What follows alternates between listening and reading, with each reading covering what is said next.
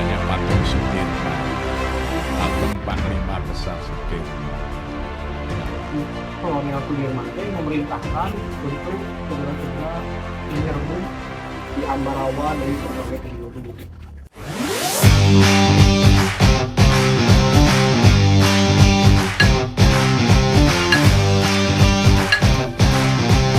Hai guys, kembali lagi bersama saya Salwa di Bibit Merah mengupas sejarah. Oke, di sini kita kedatangan narasumber spesial nih dari channel 26 atau Klub History SMA 26. Boleh sebelumnya perkenalkan diri terlebih. Perkenalkan, nama saya Maria Andi, saya dari Cirebon. Ya, perkenalkan nama saya Muhammad Dava dari Solo. Perkenalkan, nama saya Pratama Timotira, saya dari Jogja. Perkenalkan, nama saya Triani Buktirasari dari Bandung. Baik, terima kasih atas perkenalannya. Tujuan saya mengundang narasumber dari pihak 26 ini karena beberapa hari lalu saya melihat suatu video TikTok mengenai adanya patung Jenderal Sudirman yang memakai pakaian peta dibangun di markas besar tentara Jepang. Nah, saya mulai tertarik nih mengenai tentang cerita tentang Jenderal Sudirman yang katanya tuh dulu pernah memimpin perang di Perang Ambarawa. Nah, dari yang kita tahu nih pasca kemerdekaan itu tuh kita pasti sebagai bangsa Indonesia mikirnya bakal langsung terbebas gitu dari penjajahan. Namun kenyataannya tidak seperti itu ya. Kita langsung bahas aja nih, ngobrol-ngobrol santai tentang kejadian yang terjadi pasca kemerdekaan itu. Nah, kita kan kedatangan tamu nih setelah kemerdekaan. Siapa sih kira-kira yang datang ke Indonesia pasca kemerdekaan itu?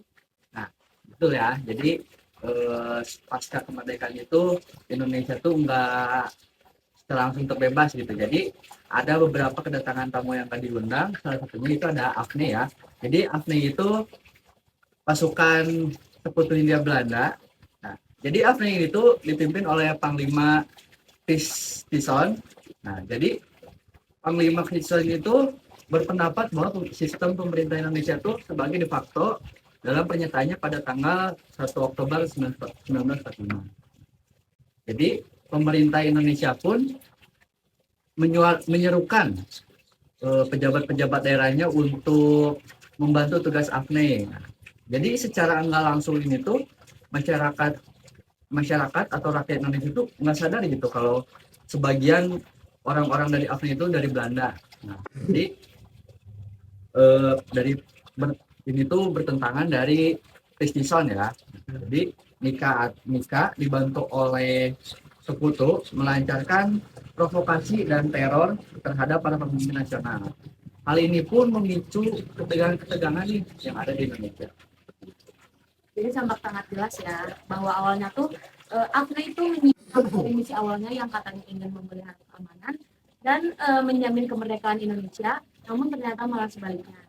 Nah, dari sumber yang aku baca nih di buku sejarah kelas 11, halaman 301 itu tuh kayak daerah seperti Surabaya, terus Sukabumi, Medan Area, terus ada Ambarawa, bahkan Bandung dan Madura. Itu tuh terjadi pertempuran melawan Sekutu dan Nika nih. Nah, itu berarti bagi bangsa Indonesia dalam mempertahankan kemerdekaan Indonesia berbasis kekuatan senjata itu sangat gigih ya. Kira-kira perlawanan dari daerah mana nih yang menurut Dava menarik untuk kita bahas? Menurut saya mah ya yang sangat menarik dari Ambarawa. Oh, boleh. Kebetulan nih, saya juga dari Solo, Jawa Tengah gitu. Boleh. Jadi gimana nih? Apa sih Perang Ambarawa tuh? Latar belakangnya gimana?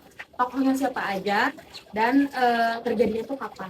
Jadi Ambarawa itu adalah kota yang terletak di Jawa Tengah. Di kota itu terletak di antara kota Semarang dan kota Magelang, atau terletak di antara kota Semarang dan kota Solo. Nah, pada tanggal 20 Oktober 1945, tentara Sekutu itu di bawah pimpinan Brigadir Becker mendarat di Semarang dengan maksud untuk mengurus perang dan mengurus tentara Jepang yang masih tertawan di Ambarawa. Awalnya kedatangan mereka itu disambut baik sama Gubernur Jawa Tengah, yaitu Mr. Wongsonegoro. Bahkan mereka itu diberi fasilitas seperti bahan makanan dan hal lain gitu untuk memudahkan tugas mereka. Nah, terus sekutu itu berjanji untuk tidak mengganggu kedaulatan Republik Indonesia. Akan tetapi, pasca ini yang diberi tumpangan oleh sekutu itu malah mempersenjatai para bekas tawanan tersebut. Hal ini memicu kemarahan dari pihak Indonesia. Jadi kalau dulu kayak gitu. Jadi sekutu dan Ika tuh pergi ke Magelang ternyata untuk menambah pasukan dan memperlengkap persenjataan ya. Maka dari ini juga peralatan perang sekutu itu sangat lengkap. Bahaya banget dong bagi kedaulatan Indonesia ya. Benar-benar banget. Nah, di situ awal mula terjadinya konflik bersenjata. Berawal di Magelang pada tanggal 26 Oktober dan pertempuran tersebut berlanjut antara tentara sekutu dan PKI. Pertempuran tersebut baru berhenti ketika Presiden Soekarno tiba di Magelang pada tanggal 2 Oktober 1945 dan setelah itu ia melakukan pertemuan dengan Brigjen Betel dan pertemuan tersebut menghasilkan kesepakatan antara pemerintah Indonesia dan pihak sekutu. Nah, kesepakatan tersebut ini terdiri dari 10 apa 12 ya? 12 butir isi kesepakatannya tuh. Oh, betul. Iya. Nah, iya 12 dan di antara 12 tersebut ada beberapa yang saya ketahui nih. Yang pertama yaitu sekutu akan tetap menempatkan pasukannya di Magelang dalam rangka menyelesaikan tugas pokoknya, yaitu mengurus para tahanan tetapi dengan jumlah yang terbatas. Yang kedua yaitu jalan raya Magelang dan Semarang tetap terbuka bagi lalu lintas tentara sekutu dan masyarakat Indonesia. Yang ketiga sekutu tidak akan mendukung aktivitas Nika dalam badan-badan yang berada di bawah kekuasaannya. Namun lagi-lagi pihak sekutu melanggar kesepakatan tersebut, salah satunya yaitu menambah jumlah pasukan di Magelang. Karena alasan tersebut, pada tanggal 20 November 1945 terjadi pertempuran antara TKR dan pasukan sekutu di Ambarawa. Di Magelang tepatnya, tentara sekutu mulai bertindak sebagai penguasa dan mencoba melucuti tentara keamanan rakyat dan menciptakan kekacauan. M. Sarbini juga membalas tindakan tersebut dengan cara mengepung tentara sekutu dari berbagai penjuru. Pada akhirnya mereka selamat dari kehancuran dengan adanya campur tangan langsung dari Presiden Soekarno yang berhasil mendinginkan suasana. Pasukan sekutu setelahnya secara diam-diam meninggalkan Magelang dan bergegas ke benteng Ambarawa. Lalu pasukan sekutu menjatuhkan bom di desa-desa sekitar Ambarawa sehingga TKR terpaksa menarik pasukan ke wilayah yang aman. Nah, berarti bisa dibilang ya dari kericuhan ini tuh dalangnya tuh sekutu. Nah, karena kondisi juga udah terlalu ricuh, karena tadi ya desa-desa dibom oleh tentara sekutu, jadi TKR terpaksa mundur ya, menarik pasukannya ke wilayah aman. Boleh. Jadi gimana nih kelanjutannya? Nah, lanjutannya pada tanggal 21 November 1945 datanglah bantuan TKR dari Purwokerto dan juga Yogyakarta. Mereka tuh mengepung Ambarawa melewati desa-desa dan juga kota-kota dikepung semuanya. Lanjut pada tanggal 23 November 1945 pada saat matahari terbit. Nah, mulailah peperangan di situ. Baku tembak dengan pasukan sekutu. Tuh, yang berakhir di gereja jalan apa nih kalau itu lupa saya itu jalannya tuh Margo Agung, jalan Margo Agung. Tentara sekutu juga mengerahkan para tawanan Jepang dengan menggunakan tank baja. Pakai tank baja. Kemudian menyusup ke tempat kedudukan Indonesia lewat belakang, yang mengharuskan Indonesia pindah kedudukannya pindah ke Bedono di Semarang, Jawa Tengah, tepatnya itu. Pada tanggal 26 November 1945, pimpinan TKR dari Purwokerto, Letnan Kolonel Isdiman. Isdiman. Ya, Isdiman nih gitu ya. Gugur di pertempuran. Digantikan oleh atasannya sendiri yang bernama Kolonel Sudirman. Kolonel Sudirman naik memberikan napas segar untuk NKRI gitu. Nah, koordinasi diadakan di antara komando-komando sektor dan pengepungan. Terhadap musuh semakin ketat. Nah, di siasat yang diterapkan adalah serangan mendadak. Langsung menyerang oleh pasukan Sudirman, ya gitu.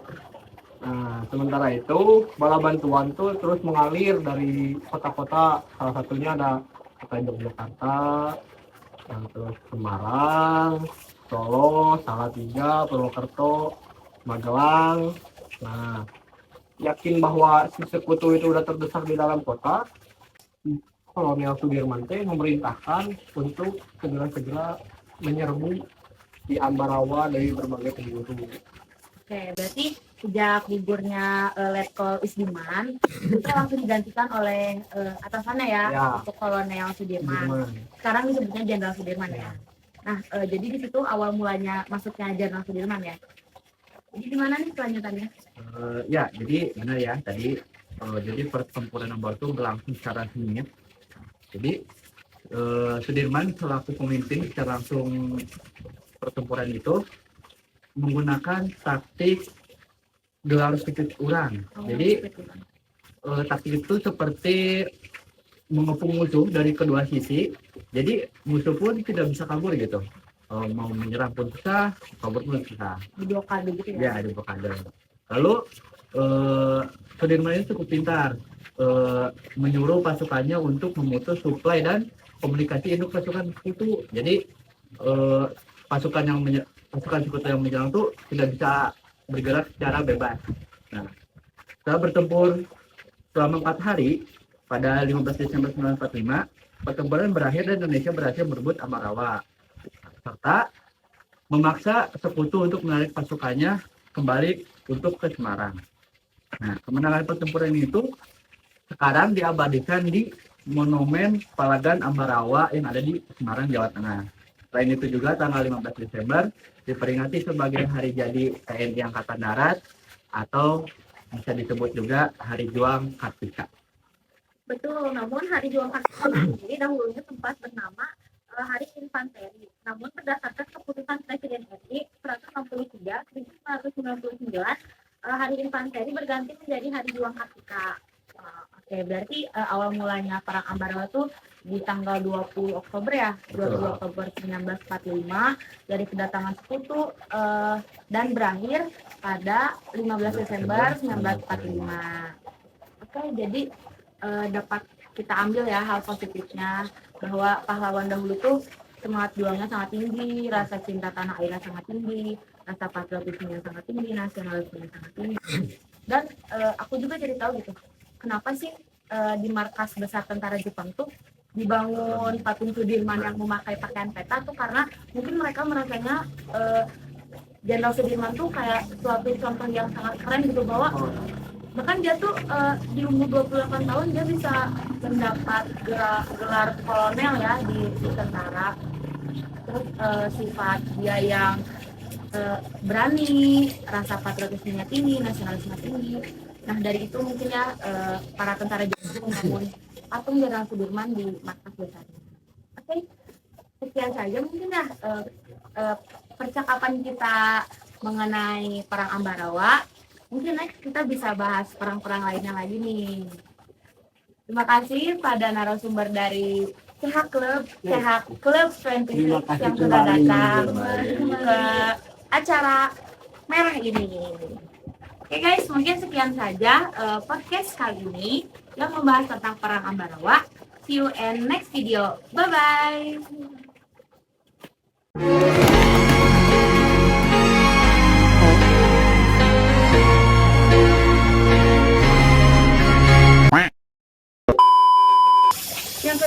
Yang ketiga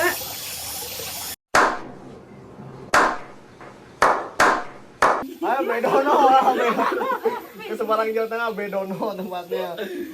A few moments later. Mereka